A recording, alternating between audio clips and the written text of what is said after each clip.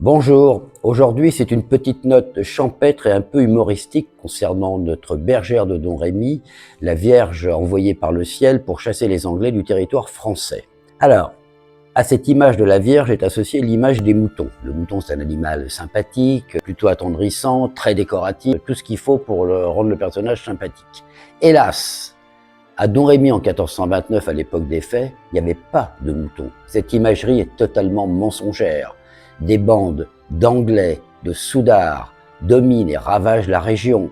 Ils y laissent le crime, le viol, la peur et surtout la famine. Des actes de cannibalisme sont avérés par la plupart des historiens.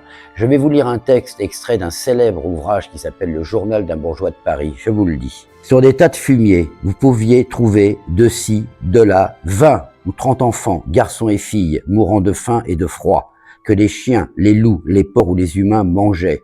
Les loups, si affamés, déterraient les cadavres avec leurs pattes. Ils mangèrent aussi en plusieurs endroits des femmes et des enfants. Si des loups en liberté attaquent les humains, il n'y a aucune chance pour les moutons.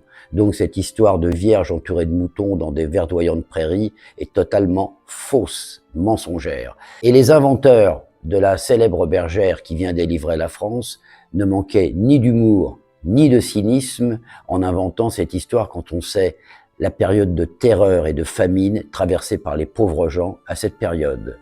Dans un prochain épisode, je vous parlerai des témoins, parce que vous me dites, oui, ça peut être intéressant ce que vous racontez, mais il y a des témoins qui l'ont vu, cette bergère. Nous en parlerons. À la prochaine fois. Merci beaucoup.